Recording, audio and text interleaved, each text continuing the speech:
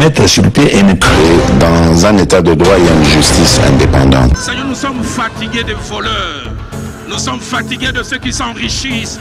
Nous sommes fatigués de ceux qui ne voient que leurs intérêts.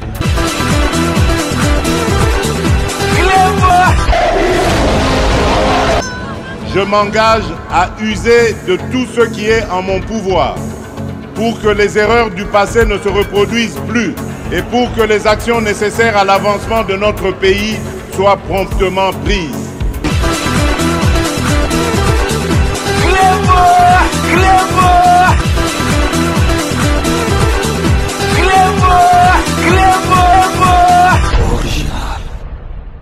Salut et bienvenue sur Clébois Original. Merci de votre fidélité. 5 minutes avec César Ngadi. Tout le monde est d'accord et il en restera ainsi pendant très longtemps. 5 minutes, Nabiso Yalelo, Ezali version ya la musique parce que sengi ba vibration et puis week-end, dimanche, na samedi, tout ça, la radio surtout pour tout Tchelabino. Édition spéciale thème version ya la musique. Lelo tokolobela o Ezali koleka na est ya mboka na biso. Muto azali vraiment congolais. Oyo aza patriote. Oyo azali na patriotisme. Akoki jamais kozala indifférent na oyo ezali koleka na est ya mboka na biso. Boyebi ke tozali vraiment attaqué pour na ba richesse na biso. Eloko mususu ezali te. Batu oyo ba Rwandais ya Kagame M23. Na groupe mususu oyo ezali nasima oyo nasima na yango ezali Kabila kabange yango na bomoni tokozongela ngo pe bazali kosenga ba lever ba immunité na ye na Sénat tokolobela yango parce que za na tina donc bazolandela ye en tant que ancien président de la République mais en tant que sénateur à vie en plus. Donc, parce que Wanezali trahison en boka. Donc, nous allons y revenir. Nakati, il y a édition spéciale mais Lelo, donc, à ce qui nous concerne, donc, émission, il y a Lelo, la situation est, Boyebi, Bazoabiso Goma, Bazoabiso Bukavu, Ezali, Nyosoana, Nangate, Ezali Rwandais, parce que Nanga, Azali, na armété. Donc, Moutazali Nassimanae, on va plus se voiler la face, on va plus faire la fine bouche, Ezali Kabila.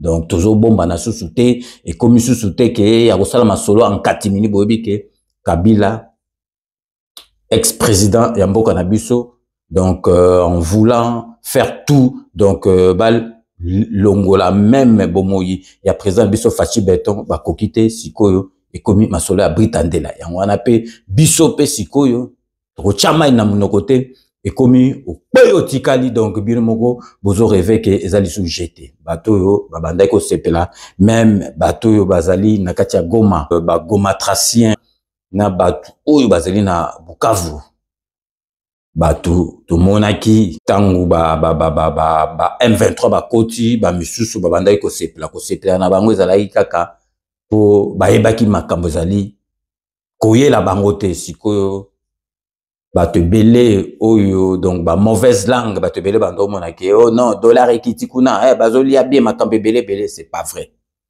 pas vrai donc le lot vraiment to relaxa bino na ba image que population o bazali na Goma na Bukavu kuna bazo vivre bien te bazali ko réclamer vraiment FARDC na biso ba wazale ndo basala nyoso tout ba botolo ba ville wana mibale ezonga na côté ya Félix Antoine Tshisekedi Chilombo Fachi Beton pe na epsagi bino boye bake na suka film ganga film akufa kate beaucoup rêver ndenge masolo ane ko zonga na côté na biso parce que za lisekité boyebi niveau oyo Félix Antoine Tshisekedi amemi Kagame nanu Kagame akoma na niveau anate bato belé bazo kansake ville wana mibale bato baza kuna baza heureux ou bien bazane sengo ya komona M23 c'est pas le cas donc bazali ko sepelate parce que bazali ko salela bango ba makambu oyo babandai ko salela bango te donc bakomi ko sala donc couvre-feu au monde à partir de 19h tilobi na tongo bazoko ko kanga ba jeune bazoko kanga ba jeune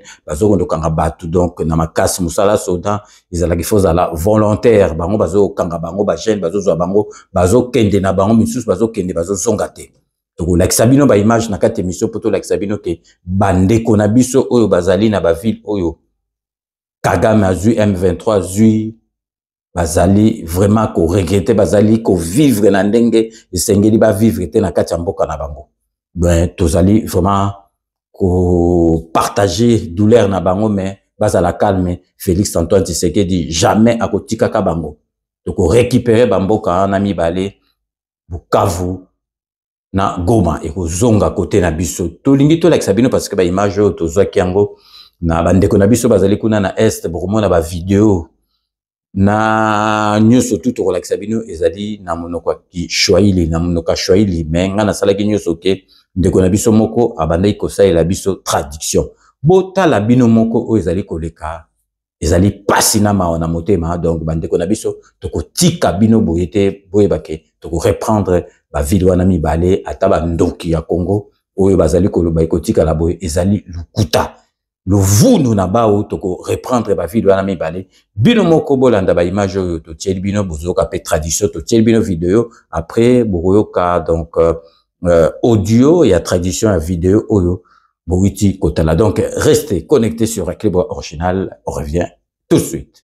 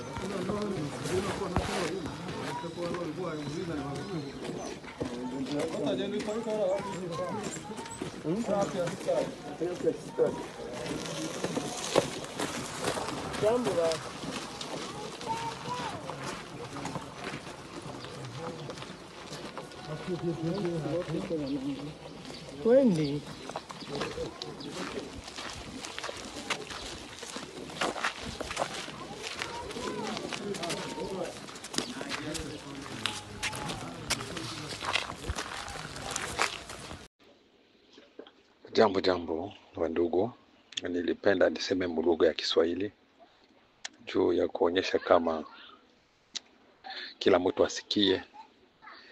Nilikuwa napenda kuonyesha wandugu zangu Wakongomani ni hivi, wakati yenyewe tuko tunajikuta wewe ndio mwenyewe kuna akili kujiunga na jeshi la M23, labda wanakupenda sana, kuwazia wewe wanakupenda sana, wewe uko unapata makuta sana. Tukumbuke vyenyewe vilipita. Mnyarwanda leo hata kuaminia hata siku moja, kwa sababu waliona wakati ya Laurent Desire Kabila alifanya coup d'etat de protocole d'accord, na leo hakuna mwenye anajiunga kwa M23 kama unaweza ishi ama kupangiliwa ili mtoshe mawazo. Kumbi nilipenda kuonyesha wewe Mkongomani, jikaze tupiganie nchi yetu, toka mwili mawazo ya kujiunga na M23. Juu M23 musome hii renew yenye balifanya Kigali, muone venye banaanza kuwazia kila Kongole ule mwenye alijiunga nao ni adui, inabidi kwanza ba extermine, batakuua na nini na sumu. Bakisha kwa extermine bafanya mpire ima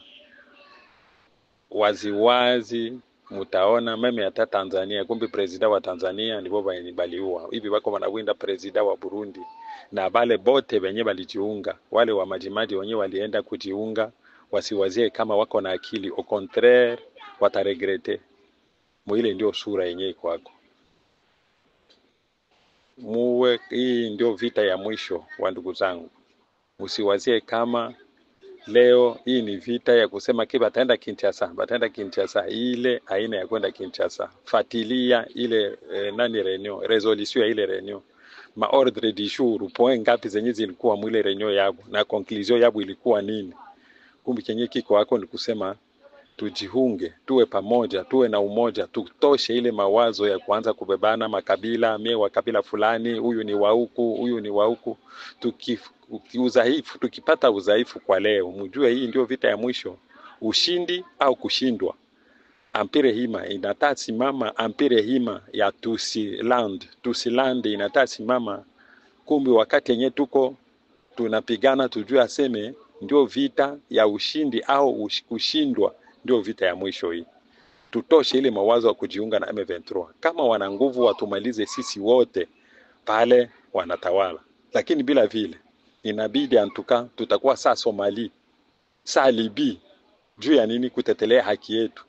Saa Afrika du Sud, ile vita hatujui itamalizika, piska hatutakubali udongo wetu M23 azibiti, awe na pesa, awe na nguvu, kwa njia zote zile tujihami, kwa njia zote tusitawaliwe na Munyarwanda. Ndio wakati yenyewe wanapenda kusimamisha drapo ya Ampire Hima, ile ya Ampire Hima ya Tusilande, ndio wakati huu.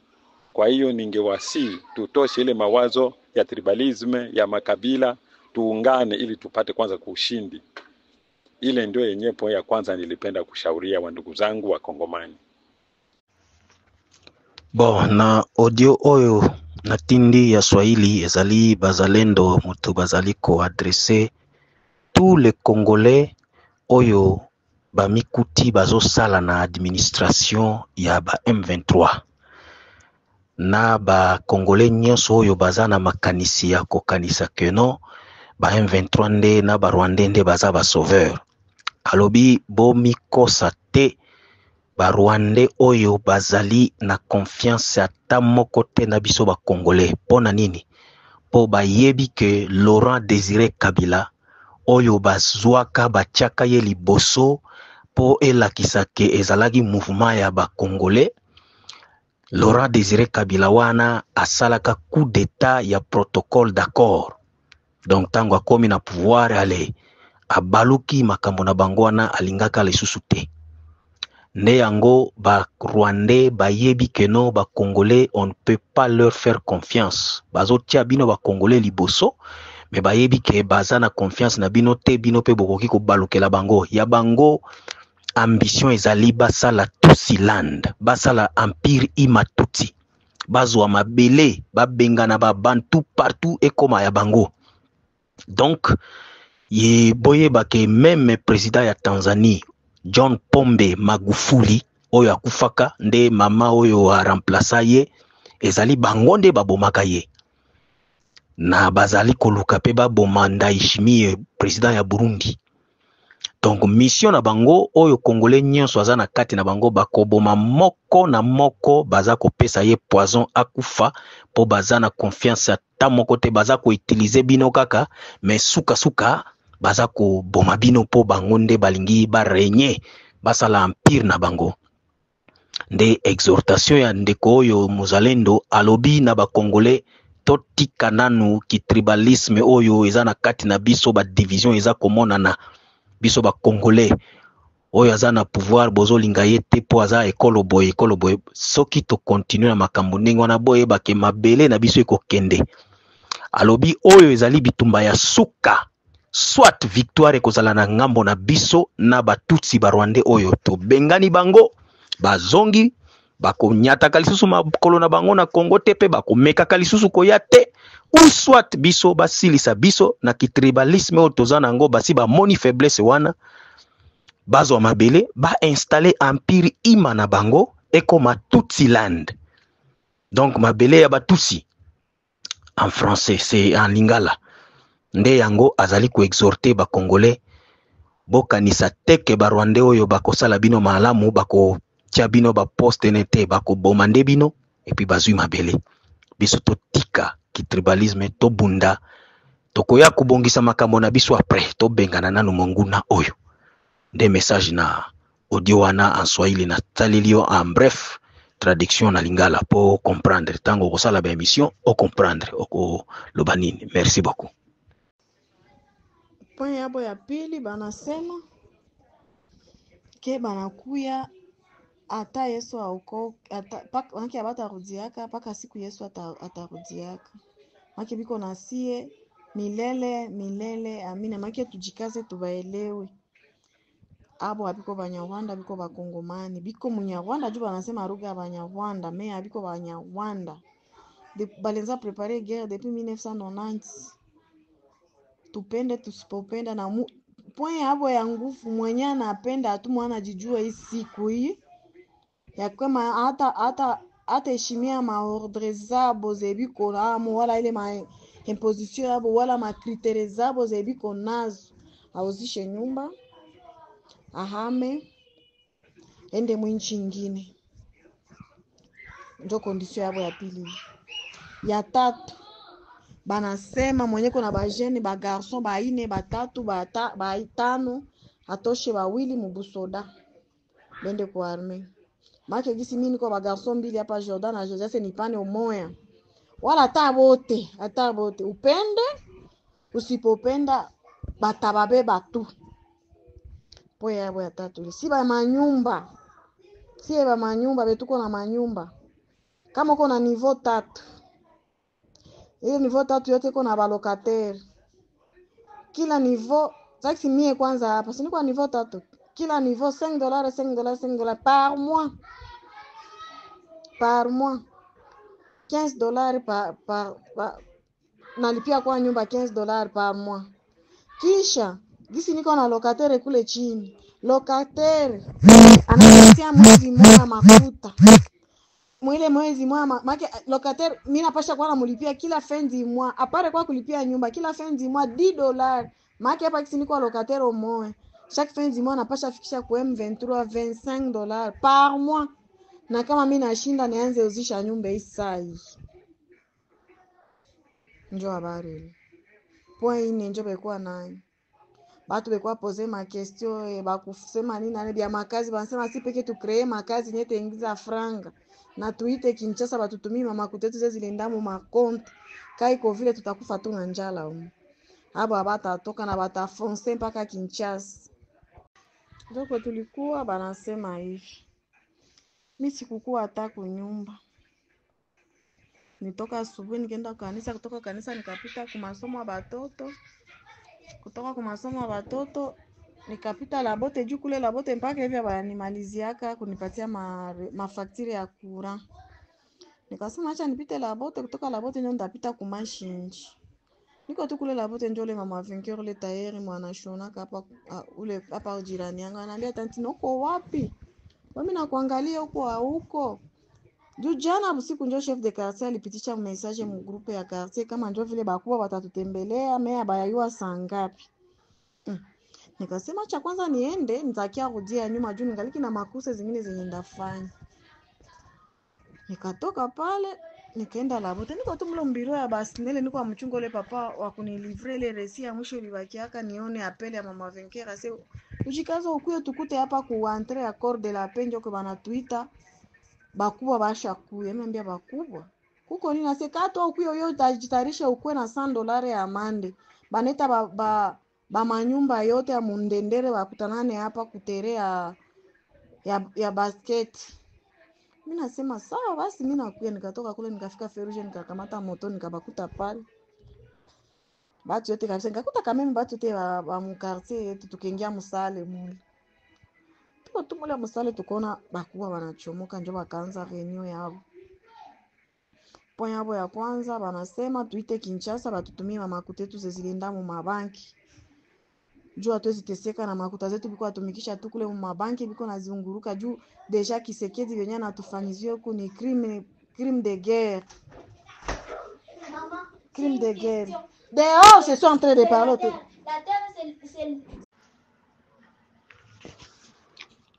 Video oyo ser na biso oyo ya Este toujours ya za mwana Bukavu. Aza ya Goma plutôt. Aza ko loba, aza ko exhorter population ya Goma na Bukavu oyo bazali sous contrôle ya ba rebelle.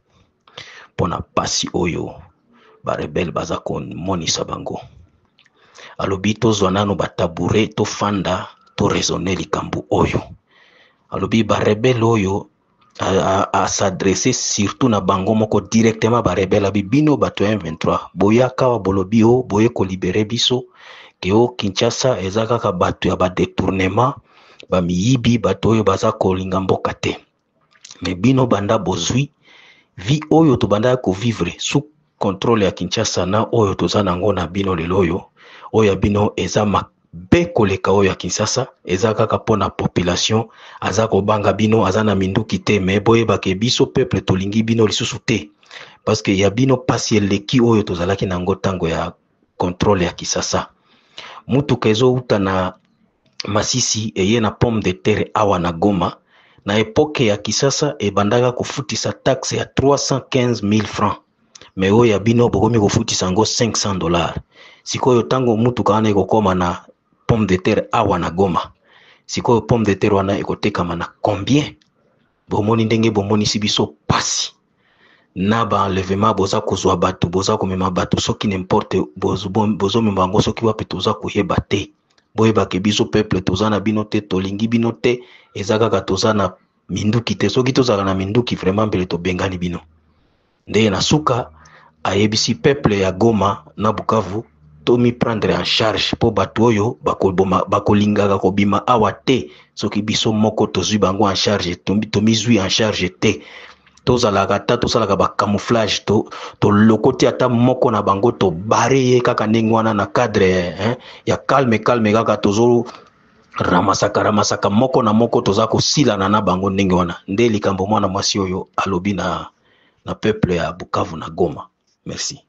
Ole jombengo ne jina la kole pewe se feloime Mungongo mina konesha inji yetu ya Kongo Jehova Jire uilinde loime damu ya konjo ifunike Jehova Jire Mungongo kwa nini Goma inakamatiwa na warebele loime Mungongo kwa nini wadui wanashimama Jehova Jire Mungongo mina kuomba amani ndani inji yetu ya Kongo loime amani ndani ya inji yetu ya Kongo kwa nini Mungu wangu kwa nini Eloime Mungongo mina kuomba Jehova Jire amani Elohime, amani Jehova Jire, Mungongo teke kuwa na amani Elohime, wafele watongeze kwa Jehova Jire, na ndio maana mina kuomba amani Elohime, kwa uwezo wa jina leso, amani ndani ya nchi yetu ya Kongo Elohime, Mungongo kwa nini Goma imekamatiwa na warebeli, kwa nini Elohime, kwa nini Jehova Jire, Goma inakamatiwa na warebeli Elohime, kwa nini Baba, kwa nini Yesu, Osiruhusu madi wa Kongo wapige kelele. Osiruhusu Jehova Jire. Mungu wangu mina konesha pia Mungu wangu presida wa Kongo Jehova Jire. Mulinde Jehova Jire. Mupatie akili Elohime ya kuongoza nchi yetu ya Kongo Jehova Jire. Kwa uwezo wa jina la Yesu Kristo. Amen. Tulingia mule depuis 11h, tunatoka hapo na hii 16h50. Ndio tunatoka hapo 16h50. Na hakuna kubuje. Grand prêtre audio oyo natindeli yo ezali mama moko ya ville ya Bukavu na quartier Ndendere.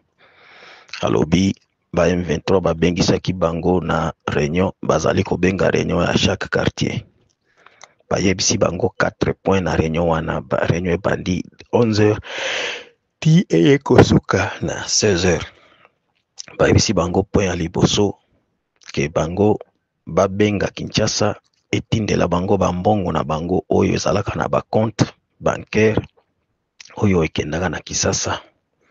Ya mibale balobi bango bayeba ke bango nde bakozala na bango wana ti mokolo Yesu akozongaka, bakozongaka bakobimaka lisusu te, bazali ba Congolais bato balinga te po ata soki bazali koloba monoko lokota ya Kinyarwanda me bazali ba Congolais.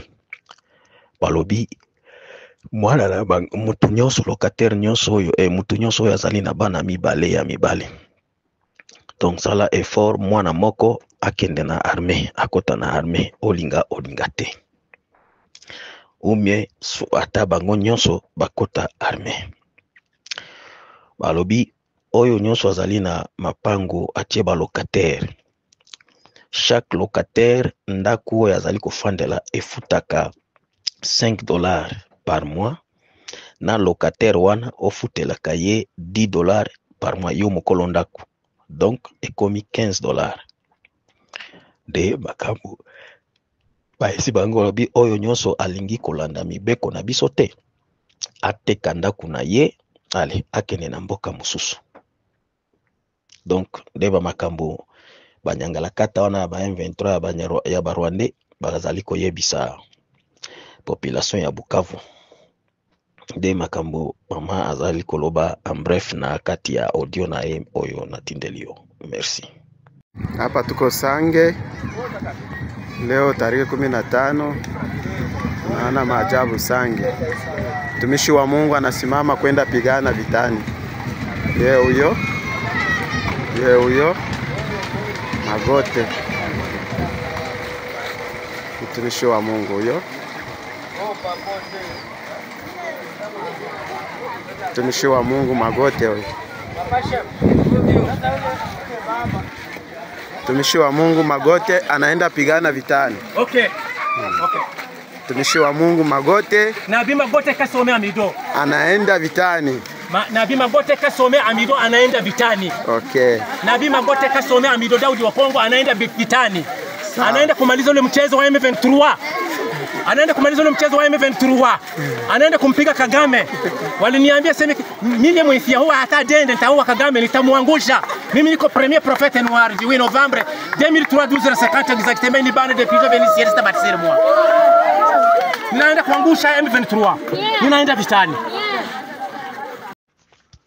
Bon, grand prêtre, image oyo ezali na Sange ezali kuna na plaine de la Ruzizi. Yango nde ezalaka katikati entre ville ya Bukavu na Uvira. Donc kuna na Sud Kivu nde ba affrontement sosalema. Donc soko longwe Kamanyola oyokaka le fameux Kamanyola bisika Mobutu arataka liwa monument na ekutu ezalaka wana. Donc bisika bawazalendo bana ya plaine de la Ruzizi wana baza tribu ya Bafuleru babandaka wana ti na Uvira. Une affaire ya 100 km. Sikoyo bamboka ebele ezalaka na nzela wana, ezalaka nzela moko bien asphalté. Na tango Mobutu ba asphaltaka yango par une compagnie italienne. Sikoyo tribu oyo eza majoritaire ezalaka kuna ezali Bafuliru. Bafuleru nde wana kuna nde fief ya Justin Bitakwira. Oyo yokaka Justin Bitakwira yende porte parole ya bazalendo. Donc nde bamboka na ye yango wana. Oyo nyonso za komona wana batu ya ekolo na ye Bafuliru. Donc sikoyo na mboka moko kati ya nzela wana ebengi Sange ezali centre munene, ezalaka centre munene neti kaka bakasangulu wana soko zo utakisa so keba Congo kasangulu wana. Donc quelque chose comme ça, ezali cité vraiment munene na plaine de la Ruzizi na territoire ya Uvira. Alors pasteur oyo moni azoloba wana azali moko ya ba pasteur andimi kosimba manduki akende na front, akende kokota na bana bazalendo comme ça babundisa monguna. Nde oyoki aza koloba ye azali premier prophète noir donc autoproclamé quoi, asimbi minduki alobi akei kokwisa M23 pe akokwisa Kagame. Nde maloba na ye oyoki alobi wana. Donc soko sali ba émission on comprendre déjà image wana ezali kaka patriotisme, on zo comprendre patriotisme kaka échauffé na katiti na basali na nzambe bakomi koloba te trop c'est trop bazwi minduki eza neti ba shole wana te ba mute ba wana ba mbongo wana ba toyo ba bebisi lokumu ya église catholique ba sambwisi vraiment kombo ya catholicisme ole bazwa minduki neto ba condamné Kagame ba attaquer M23 ba condamné bango bazwa na babiloko moko ba pacte diabolique moko boye eza na ba mission secrète souci na bango kaka ba koisa fachi ba longola fachi na pouvoir. Or fachi aza démocratiquement élu par le peuple bazana fachi. D'ailleurs 73% oyo résultat élection na minute oyo soki tozongi élection ekozala 80 ekozala ta ba 90 combien %. Parce que peuple aza ko mona ke fachi muto aza ko bunda pona mboka pona école ba misusu wana rien na ba politicien misusu ya lokuta ya ba intérêt kaka mais mutu alakisi aza na bolingo ya mboka se faci même ata bao bavotaka ye te wana ebele basi babalusi makanisi na bango ebele soki lelo babi élection ezonga bakovote faci kaka 73% na ekokoma ba 95 ba 96 donc eza ndenge wana nde maloba ya pasteur wana Bimo boitolanda ezali pasi na mawana motema parce que vraiment na etibino muto nyoso tout azali congolais akoki osepela na ba image ote na pasi bandeko na biso bazali komona na este lisumu na bango ezali parce que bavandi côté richesse ya mboka na biso ezali ba Rwandais wana donc eloko bazoya nango ezali likamususu te ezali pona richesse batongi Rwanda na bango na ba richesse ezakuna bokomona lelo na ba Congo boyoki donc ba minerai bimikuna ba cuivre ba or donc ba cuivre bimikuna eleki kutu eza na Katanga tokotala susu soki ba pays mususu be ba Rwandais ba kobaluka ba ya côté kuna donc vraiment ezali pasi na mawana motema donc vraiment ezali na ebité ezali ko sala biso pasi botala système ya ba carte d'identité oyo bazali ko lobake oyo bazali ko botola ba carte d'identité boyebi ba carte d'identité ezali koya mais sikoyo ba congolais ba utilisaka ba carte ya électeur yango wana esalaka d'office carte d'identité donc ba ndoki oya M23 bazali ko botola bandeko na biso ba carte pour soki ba pesa bango ba carte ba Rwandais soki ba komisa ba Rwandais pour pesa donc mélange moko na ndenge moko mystique donc ezali vraiment pasi botala système oyo bazali ko sala et puis bokoyoka pe explication ya audio ya makambo ezali koleka kuna par rapport ya ba carte d'identité oyo ezali ba carte électorale oyo ezali au sala d'office carte d'identité na mboka na biso. Donc restez connectés sur Cléboa original, on revient tout de suite. Il y a une carte de lecteur, il y a un Rwandais. Il a des cartes de lecteur de Rwandais avec le porte-parole politique de cartes. Maintenant, nous allons procéder, nous allons brûler ces cartes. Puisqu'ils n'ont pas le droit d'avoir des cartes. Puisque vous connaissez chez nous, on n'a pas une carte d'identité au Congo. Le pays est tellement malade, nous manquons même une carte d'identité. On donne des cartes d'électeur comme étant une carte d'identité. Donc si on te donne ça, tu es de circuit un Congolais. Alors nous allons brûler plus de 200, donc 181 cartes que nous allons brûler. Des lecteurs. Des lecteurs. Ils sont là, allez. Il a un cas, la fin de qu'on a un moyen spécial, on a parti à Moutou. Il peut casser. On a comme un document, on a seulement une autorisation spéciale. Spéciale. Spéciale de circulation. Et quoi, Rwandais? Il y a Congo. On a parti à Rwanda. Hein? Document spécial. Eh. Oui, Rwandais qu'on a eu document spécial. Autorisation spéciale. Spéciale, circulation. Tu vois? Un Rwandais. Que le gouvernement congolais donne. Le gouvernement congolais n'a pas. Ok. C'est une membre ya haya sana. Afande ataichoma. Sasa huyu nyuma ya miaka ngapi utamuidentify tena kama nani? Donc tunaichoma yote itachomea wana machief.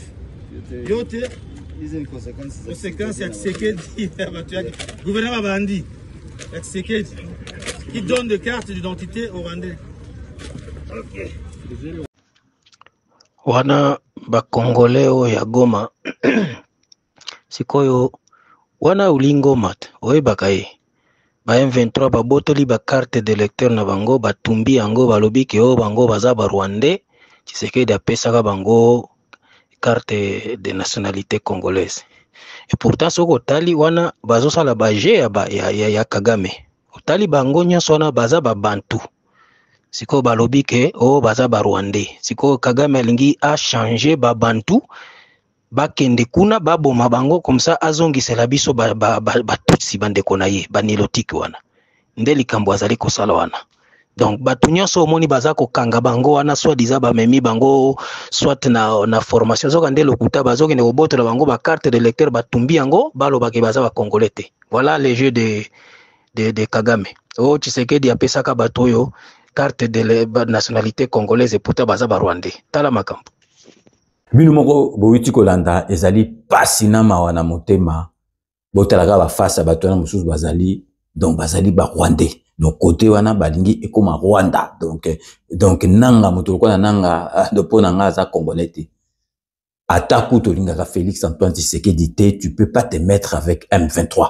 On a ko bomba bande ko na biso po na ko violer ba maman na biso, donc ko violer ba na mike, donc ezali pasina ma na motema message kaka tozali na yango ko yebisa bande ko na biso o bazali kuna na Bukavu pe na Goma bozala kaka na bondimi. Président de la République ndenga na lingaka te congolais na pasi azali déjà à part qui présent azali mutu moko malamu akwa abandonner bino jamais boyeba ke toko récupérer ba ville wana boko zonga ko vivre ndenge bobakala. Donc vraiment lelo na émission dominicale na tenaki vraiment na lobe la situation où ezali na est mboka na biso ya ba guerre bato belé ba bande ko kansake bato bazali kuna bazali ne sengwa ko vanda bazali ko vivre mieux que bato bazali na ba ville net Kisasa na ba ville misusu Kisangani. Or c'est pas le cas. Bon muntu tsheli ba vidéo à l'appui ezali makambo ya pasi na mawa na motema, donc ba vidéo soto otala ezo swesa biso motema,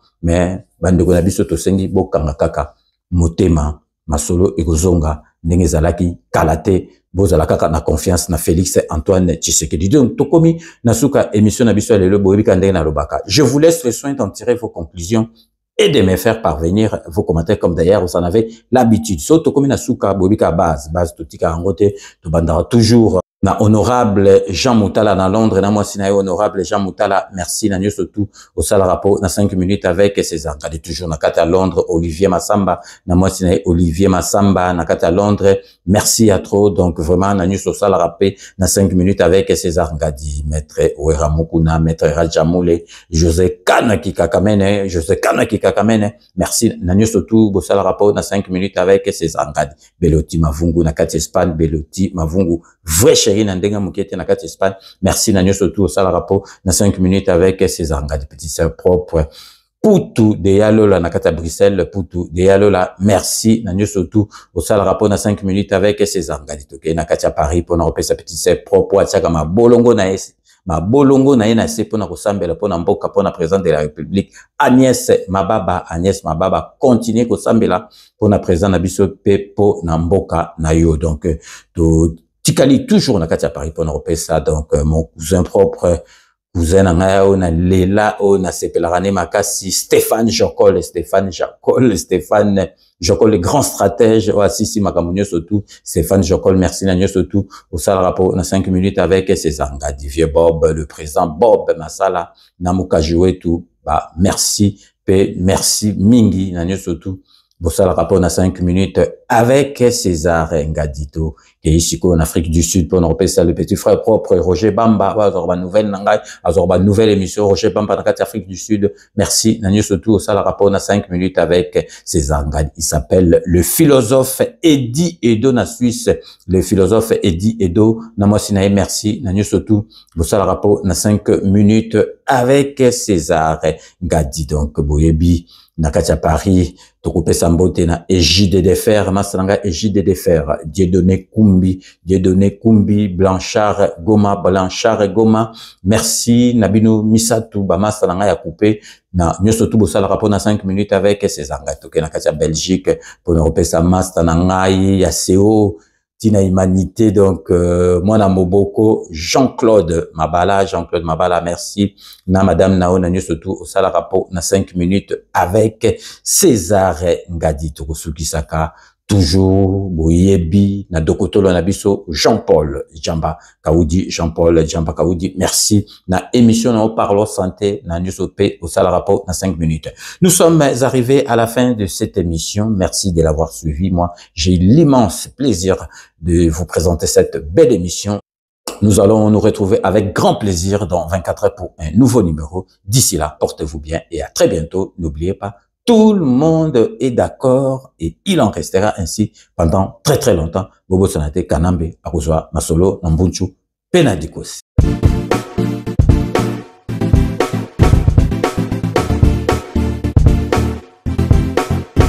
On doit mettre sur pied et mettre dans un état de droit et une justice indépendante. Seigneur, nous sommes fatigués des voleurs.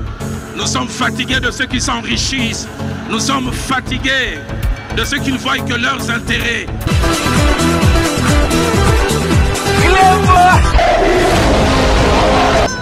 je m'engage à user de tout ce qui est en mon pouvoir pour que les erreurs du passé ne se reproduisent plus et pour que les actions nécessaires à l'avancement de notre pays soient promptement prises. Clément!